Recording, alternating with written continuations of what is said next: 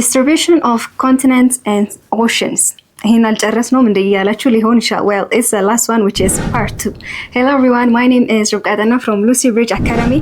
ሁሌም እንደምንለው ዌብሳይታችን www.lucybridgeacademy.com join ያርጉ። የተለያዩ AI supportive questionnaires ታገኛላችሁ. And of course our YouTube channel. Comment and subscribe and አስተያየትና ኮሜንት ካላችሁ ደግሞ ቴሌግራም ቻናላችን ላይ አስቀምጡልን. Alright, let's get into it. Okay. So the earth's surface land እና water ነው ብለናል አይደል? land ደግሞ ኮንቲኔንቶችን ፎርም ያደርጋል፣ water ደግሞ ኦሽኖችን። ከዛ ውስጥ ኮንቲኔንት ስንት ፐርሰንት ነው ብለናል? 29% and the rest 71% ደግሞ ኦሽኖች ናቸው. So the earth's total surface area, I think it's better if I get my highlighter more እናንተ እንዲታያችሁ, about 510 square kilometers አይደል? so ከነዚህ ፓርት ውስጥ almost ocean ምን ብለናል? 71% of it አብዛኛው ፓርት በኦሽን የተከበበ ነው አይደል? so as when you look at the earth from the space, ከሆነ ስፔስ ላይ ሆናችሁ እርዝን ብትመለከቱ like more part cover ያደረገው ምንድነው? water ነው ማለት ነው, because 71% ocean ነው ብለናል. but like do you think like ይሄን ሁሉ ocean ይሄን ሁሉ water ሲኖረን are they for like fresh water ናቸው ብላችሁ ታስባላችሁ? like ሁሉንም ምንጠጣ ምቹ የሆኑ? let's see. so the ocean is 97%. 97% ምንድናቸው? they are salt water, like ጫማ ነው የሚባለው ጨው የበዛበት ማለት ነው. so ለመጠጣት ምቹ አይደሉም. and then glaciers and ice caps የምንላቸው ደግሞ 2%. እነዚህ ምንድናቸው? they are frozen water, ምን ice የሆኑ like በረዶ የሆኑ ማለት ነው, frozen የሆኑ water ናቸው. እነዚህ ground water የምንላቸው ደግሞ ምንድናቸው? underground water. water. so እነዚህ 0.6%. so for drinking purpose የምንጠቀመው like ምቹ የሆነ ለመጠጣት የምንጠቀመው ከነዚህ ውስጥ underground water ነው ማለት ነው. ይሄ ግን በጣም ጥቂት ነው. so 0.6%. so from the earth surface ሙሉ part most part water body ከቦት ቢሆንም እኛ ግን ለድሪንኪንግ ፐርፐስ የምንጠቀመው በጣም ጥቂት የሆነ ፓርት ነው. ኦሽን ሳልት ዋተሩ 97%, ግሌሽር እና አይስ ካፕስ 2% and underground ground water for drinking purpose ደግሞ 0.6%. okay, now let's look at the land to the ocean ratio. so ለሁለት እንከፍላቸዋለን by hemisphere, the northern hemisphere እና the southern hemisphere. in the northern hemisphere 1:1.5 ሬሾ ነው. ምን ማለት ነው? almost አርዙ በላንድ የተከበበውና በውሃ የተከበበው almost equal ናቸው ማለት ብዙም ዲፈረንስ የለበትም. in the northern hemisphere ስንመለከት በላንድ የተከበበው ፓርት እና በውሃ የተከበበው አብዛኛው almost equal ነው. but in the southern hemisphere ስንመለከት ግን 1:4 ratio ነው. the land to water ወይ ደግሞ the land to ocean ratio የምንለው ማለትም more percent more በልጦ ያለው የትኛው ነው? ocean ነው. so the southern hemisphere ላይ more ocean ነው dominate የሚያደርገው. እነዚህ ደግሞ ምንን affect ያደርጋሉ? climate moderationን. so more በዲቴል እንመልከት. ከዚህ በፊት ምን ብለናል? oceanoች they absorb, store and release heat more slowly. ቶሎ ሳይሆን ቀስ ብሎ ነው ሂትን ወይ ደግሞ ሙቀትን ሪሊስ የሚያደርጉት. so ይሄ ደግሞ ምን ይፈጥራል? like moderate የሆነ ቴምፕሬቸር እንዲፈጠር ያደርጋል. moderate ማለት it's not too cold or it's not too hot. for example in the southern hemisphere like south america የምንለው አካባቢ moderate የሆነ ቴምፕሬቸር እንዲኖር ያደርጋል. but when we look at in the northern hemisphere, the northern hemisphere ለምሳሌ land ከሆነ land ምን ያደርጋል ብለናል? ከኦሽን በተቃራኒ it releases heat more quickly, ቶሎ ነው ሪሊስ የሚያደርገው. so ይሄ ምን ይፈጥራል? more air movement እንዲኖር ይፈጥራል. more ደግሞ ምን ይፈጥራል? extreme የሆነ temperature. ይሄ ማለት ነው it is very hot and it's also very cold. አንዳንድ ቦታ the same place በወቅቱ ወይ ደግሞ በሲዝኑ የሆነ ጊዜ በጣም ሙቀታማ ነው የሚሆኑት፣ የሆነ ጊዜ ደግሞ it becomes very cold. ለምሳሌ የትኛው ሲቲ እንውሰድ? ካንዛስ ሲቲ ሲቲ ብንመለከት like during summer time እስከ ምን ያክል ድረስ ነው? እስከ 45 ዲግሪ ድረስ በጣም ሙቀታማ ነው የሚሆነው። በጣም it's very hot ይሆናል። but the same city ይሄ ራሱ ሲቲ ግን during winter time ምን ይሆናል? it's almost እስከ 0 ዲግሪ ድረስ በጣም freezing ይሆናል። so this ratio tells us about the climate moderation. በኦሽን በኩል ስንመለከት more moderate የሆነ temperature, it won't be too hot, it won't be too cold like the South America ስንመለከት. but in the northern hemisphere ግን it becomes extreme የሆነ temperature ይሆናል. like በጣም ሙቀታማ or like በጣም cold የሆነ ኤሪያ እንዲኖር ይፈጠራል። okay so ours ኮንቲኔንቶች 29% ናቸው ብለናል። ባለፈው I think ከዚህ በፊት it's in grade 9 or in grade 10 ተመልክተናል። so they are ranked by size ብለናል። ሳይዛቸው ደግሞ በምን ያክል ፐርሰንት እንደሆነ ተመልክተናል። so አፍሪካ፣ ኖርዝ አሜሪካ፣ ሳውዝ አሜሪካ፣ አንታርክቲካ፣ ዩሮፕ የምንላቸው 7 ኮንቲኔንትስ አሉን and they are ranked by size ፐርሰንቴጃቸውን ከዚህ በፊት ተመልክተናል። okay ኮንቲኔንት ቫስት የሆነ ላንድ ማስ ነው። largest surrounded by በውሃ የተከበበ ነው። ሁሉም የራሳቸው ዲስቲንክት የሆነ ጂኦግራፊ እና ካልቸር አላቸው።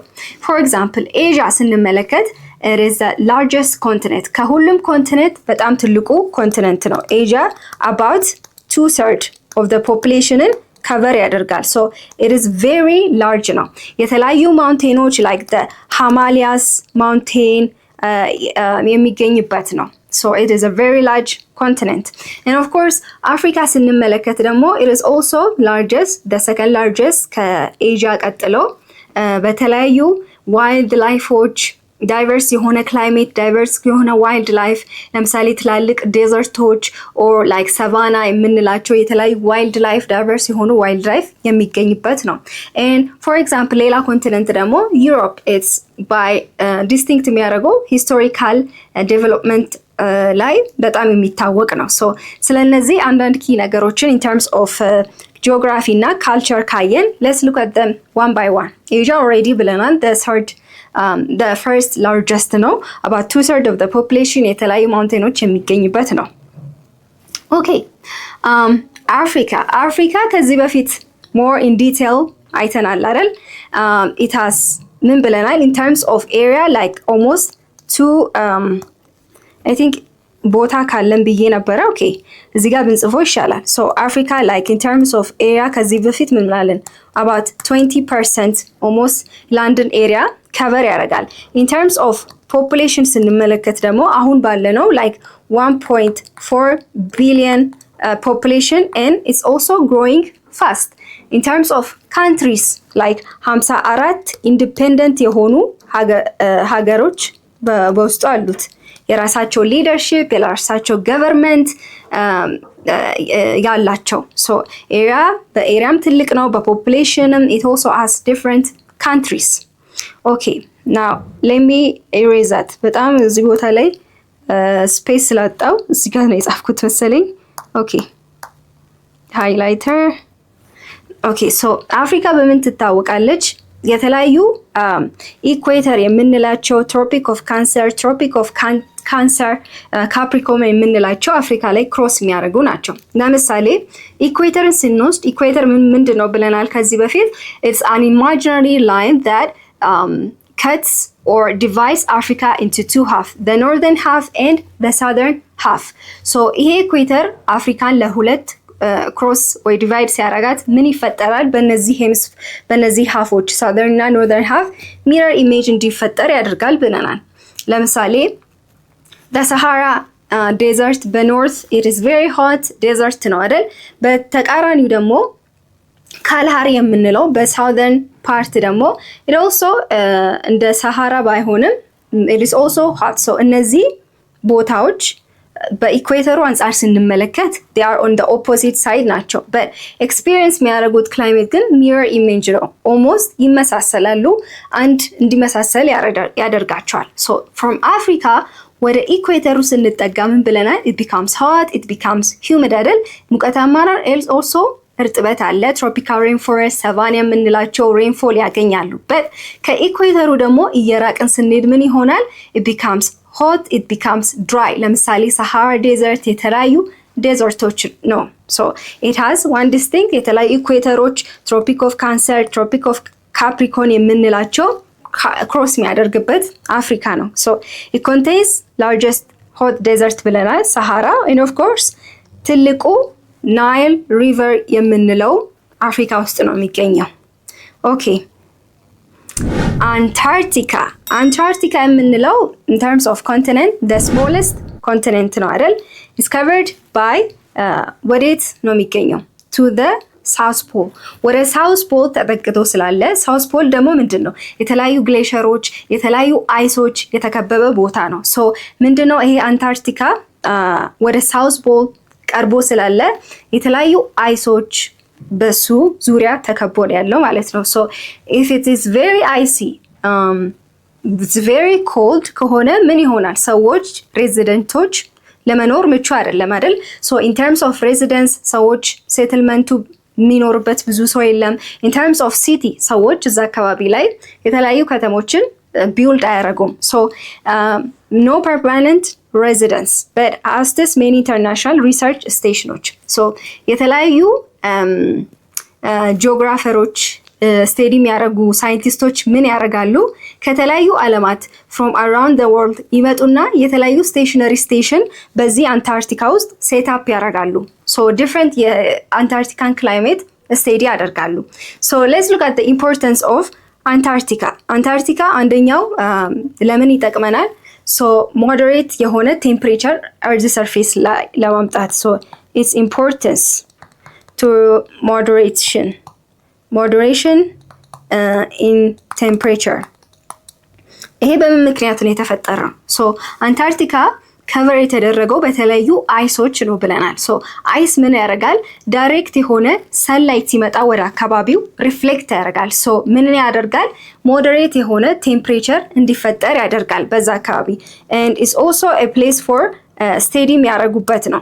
so ቅድም ብለናል የተለያዩ ሳይንቲስቶች የተለያዩ ሪሰርች ስቴሽን ያቋቁሙና ስለዚህ ክላይሜት ሞዴሬት የሚያመጣውን ክላይሜት ስለ ግሎባል ክላይሜቱ ስቴዲ የሚያደርጉበት ነው። ኦኬ አውስትራሊያ ስንመለከት the smallest ነው። I think I said this Antarctica the smallest ሳትሆን the smallest ነው of course but the third smallest ነው the third smallest I think more ይሄኛውን smallest ነው ብላችሁ እንዳትይዙት አንታርክቲካ the third smallest ከሁሉም smallest ግን የትኛው ነው? the smallest continent አውስትራሊያ ሞስትሊ ሙሉ በሙሉ ቤት በኩል ነው የሚገኘው በሳዘርን ሄሚስፌር ላይ የሚገኝ ነው። so driest inhabited continent ነው ማለትም almost 70% ምንድነው?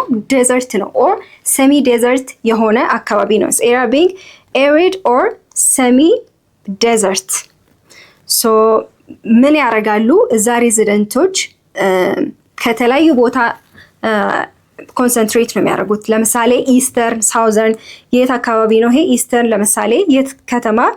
ሲድኒ ከአውስትራሊያ ሲድኒ የምንለው ከተማ እዛ ላይ ነው ኢንሃቢት የሚያደርጉት እዛ ነው የሚኖሩት።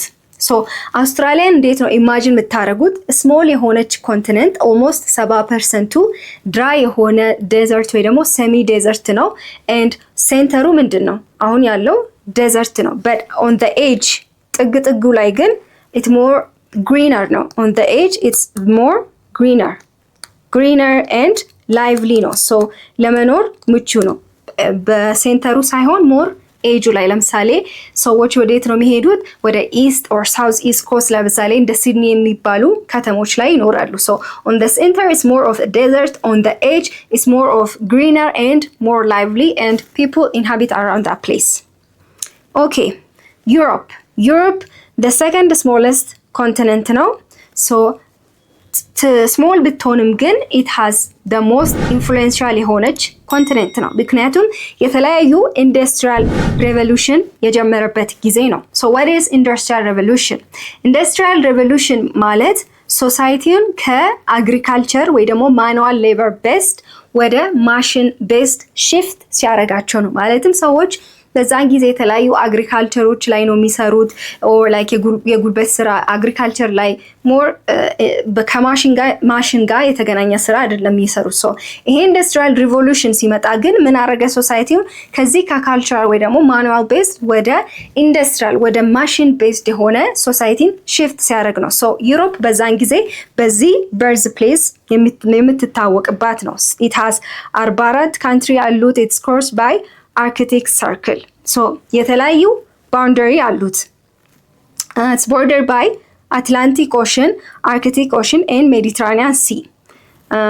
Adel, I think there's an image. Okay.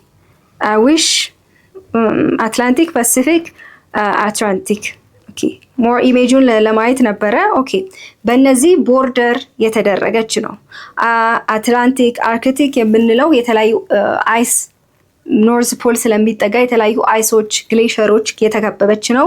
አትላንቲክ ደግሞ ሞር ዘ አርዝ ሻሎ ሲስ የሚገኝበት ነው ብለናል። ሶ በእነዚህ የተከበበች ነው። 44 ካንትሪስ አሉት። አንድ ኢንተረስቲንግ ፋክት አባውት ዩሮፕ ለሚሴይ ቱ ሁለት ኢንተረስቲንግ የሆነ ደግሞ ከሌላው ዩኒክ የሚያደርጋት ምንድን ነው? ዩሮፕ ሃዝ ዘ ላርጀስት ፔኒንሱላ ሼፕ አላት። ፔኒንሱላ ምን ማለት ነው ብለናል ከዚህ በፊት ግሬድ 9 ግሬድ 10 ቲንክ ሞስትሊ አሁን ያወራን ያለለው ከዚህ በፊት ከተማርነው ጋር ኮኔክት እያደረገ ነው። ኦኬ ፔኒንሱላ ማለት አንድ ላንድ አለ ሶ በሶስት በኩል በሶስቱ ዙሪያ በዋተር የተከበበች ነው። ለምሳሌ በዚህ ሊሆን ይችላል፣ በዚህም ሊሆን ይችላል። ሶ በሶስት በኩል ሶ ፔኒንሱላ ኦኬ ዋተር ኦን ዋት ኦን 3 sides ሶ በሶስት ሳይድ የተከበበች ነች። አንድ የቀረችው ላንድ ግን ከሌላ ሜን ላንድ ጋር ኮኔክት የሚያደርጋት ነው። ሶ ትልቁ የሆነ ፔኒንሱላ ሼፕ ያለው ዩሮፕ ነው። ዩሮፕ እንደዚህ አይነት ሼፕ ያለው ነው። ሶ የዩሮፕ ኮንቲኔንት አለ በሶስቱም ሳይድ በውሃ የተከበበች ነው። አንዷ ላንድ ግን ከሜን ላንድ ጋር ኮኔክት የተደረገ ይሄንን ሼፕ ያለው ነው። ኦኬ ሌላ ኢንትረስቲንግ ፋክት አባውት ዩሮፕ ማለት ነው ከሌላ ኮንቲኔንቶች አንፃር ስናስተያየው ለምሳሌ ከአፍሪካ ከኤዥያ ጋር ስናስተያየው ዩሮፕ ሃዝ ሌስ ኦፍ ኤ ዴዘርት አይደል? ሞር አካባቢው ሞር ግሪን ነው። ሞር ዴዘርት የሚባል ደረቅ የሚባል ቦታ ብዙም የለውም አይደል? ለምሳሌ ኢቭን ደረቅ ነው የምንለው ቦታ ዩሮፕ ውስጥ ለምሳሌ I think I have more space to write. I think ይታያቸዋል አይደል?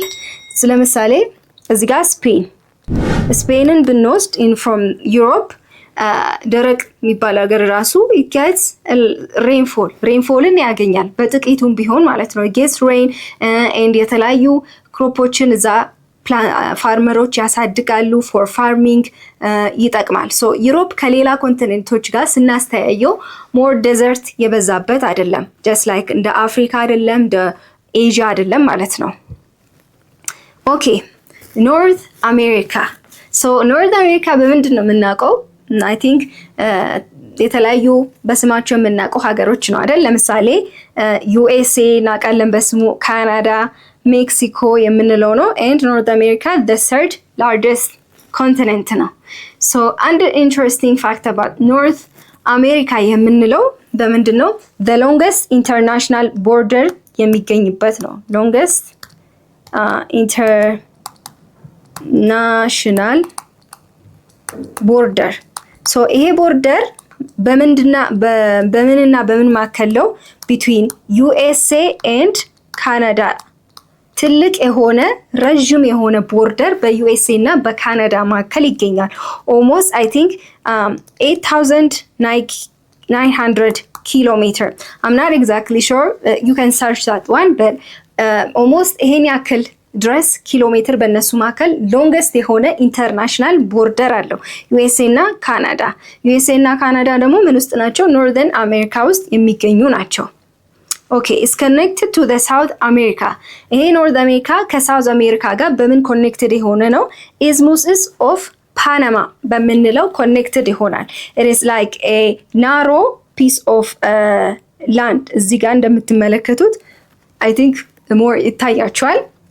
ሶ እዚህ ጋር ኖርዝ አሜሪካ አለች፣ እዚህ ጋር ሳውዝ አሜሪካ አለች። ሶ አንድ ቀጭን የሆነች ናሮ ስትሪፕ ኦፍ ላንድ እንላታለን። ናሮ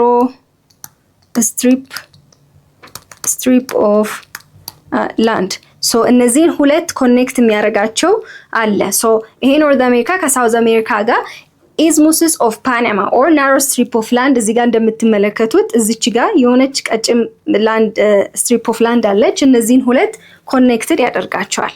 ኦኬ በተለያዩ ኦሽኖች ሰራውንድ የተደረገ ነው። አትላንቲክ፣ ፓሲፊክ፣ አርክቲክ ብለናል። አትላንቲክ ምን ብለናል?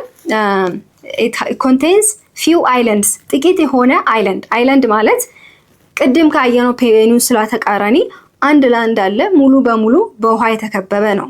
አይላንድ ማለት ደሴት ማለት ነው። ሶ ይሄ አትላንቲክ ጥቂት የሆነ አይላንድ እና ማጆሪቲ ምንን አለው the are this shallow seas ማለትም የዓለማችን ትናንሽ ጥልቀት የሌላቸው ባህሮች ማለት ነው። ሶ እነዚህን ኮንቴን የሚያደርግ ነው። ላይክ ባልቲክ ሲ፣ ብላክ ሲ፣ ካሪቢያን ሲ የምንላቸው ኮንቴን ያደርጋል ይሄ አትላንቲክ።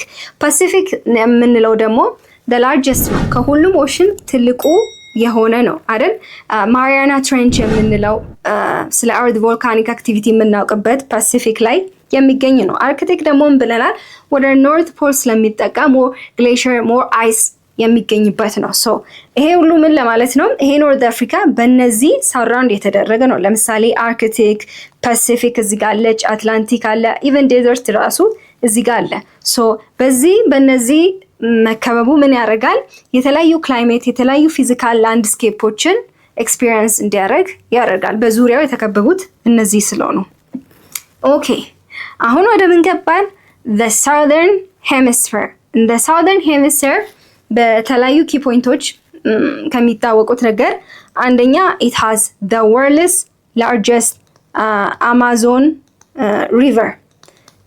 river the second largest ነው። ከምን ቀጥሎ? ከናይል ቫሊ ቀጥሎ the second largest river ነው። ኦልሞስት ስንት ሀገራትን ክሮስ ያደርጋል? እስከ 9 ሀገራት ድረስ ስትሬች ያደርጋል ይባላል። ስፔሻሊ ወደ ብራዚል አካባቢ ሞር ስትሬች ያደርጋል። ሶ the second largest river in terms of volume በጣም ትልቅ ነው። አማዞን ሪቨር የሚገኘው በሳውት አሜሪካ ነው። ሶ ሳውት አሜሪካ በሌላ ደግሞ በምን ይታወቃል? ትልቅ የሆነ ዋተር ፎል የሚካሄድበት ነው። ላይክ ኤንጀል ፎል የምንልበት the largest የሆነ ፎል አለው። ትላልቅ የሆኑ ደግሞ ማውንቴን ሬንጅ አሉ፣ ትላልቅ ከፍታ ያሉት ላይክ አንድስ የምንለው። ሶ ሌላኛው ደግሞ ሳውት አሜሪካ አይ ቲንክ ዩ ኖ ኢት አይ ቲንክ አይደል? በፉትቦል ነው ሞስትሊ በጣም ኳስ ሰዎች የሚጫወቱበት ሰዎች የሚያዩበት ሞስትሊ በዛ ነው የሚታወቀው። ላይክ ለምሳሌ ታዋቂ ሰዎች ፔሌ፣ ማራዶና የሚባሉት ብዙ ፋን ኦፍ their pursuit or their passion is more football. so በዛ ዶሚኔት የሚያደርገው ሞስትሊ ስለ ኳስ ነው። አማዞን ሪቨር አለው፣ ኤንጀል ፎል አለው፣ የተለያዩ ማውንቴኖች አለው and it's found in the southern hemisphere የሚገኝ ነው። so 12 ካንትሪ ያሉት is rich አይደል? በቃ የተለያዩ አማዞን ሪቨሮች ካሉት is more rich ነው like in terms of biodiversity fresh water resource በጣም የሚታወቅበት ነው። so I think this is it for today's lesson. ሁሌም እንደምንለው ዌብሳይታችን www.lucybridgeacademy.com ጆይን ያርጉ። የተለያዩ AI supportive questionnaires ታገኛላችሁ and of course our YouTube channel comment subscribe and አስተያየት ካላችሁ ደግሞ ቴሌግራም ቻናላችን አስቀምጡልን። That's it for me today. I hope to see you on another video. Thank you for watching and goodbye.